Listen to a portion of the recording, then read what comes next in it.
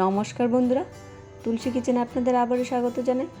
বন্ধুরা, আজকে আমি আপনাদের সাথে শেয়ার করব সয়াবিনের রেসিপি।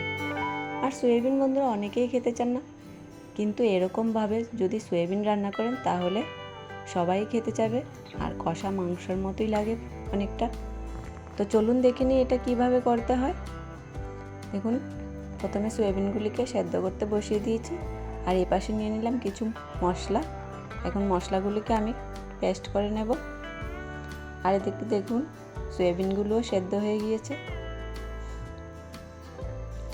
আর এক এক করে দেখুন মশলাগুলো মিক্সিতে দিয়ে ভালো করে মিহি করে পেস্ট করে নেব। সাথে দিয়ে দিলাম 1 চা চামচ জিরে, 1 চা চামচ ধনে, আর 1 চা চামচ লাল লঙ্কার গুঁড়ো। সামান্য একটু জল দিয়ে এটি ভালো করে পেস্ট করে নিয়েছি।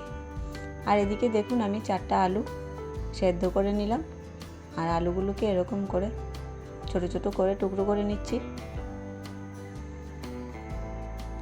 এখন আমি সয়াবিনগুলোকে তুলে জল ঝরিয়ে নেব। দেখুন দিয়ে দিলাম সয়াবিন, তার সাথে দিয়ে দিলাম সেদ্ধ করা আলু, কিছু কুচনো পেঁয়াজ, পরিমাণ মতো নুন, হলুদ গুঁড়ো,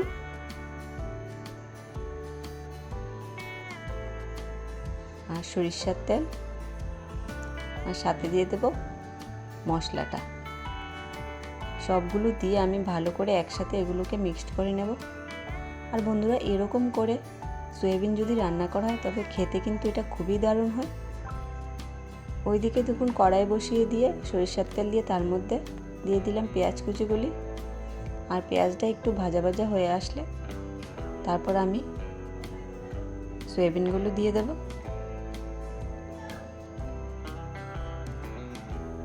এখন আমি এগুলো দিয়ে দিচ্ছি এখন।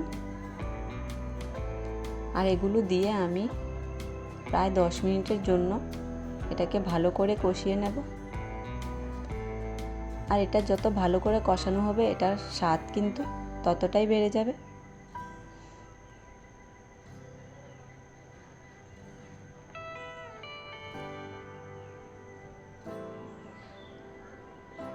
দেখুন এটা অলমোস্ট কষানো হয়ে গেছে।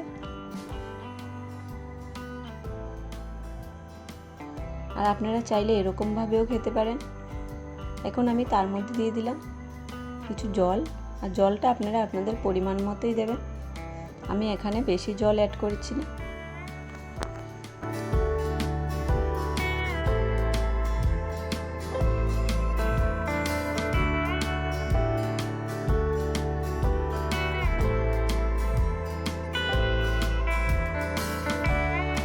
দেখুন এই রেসিপিটা অলমোস্ট হয়ে এসেছে।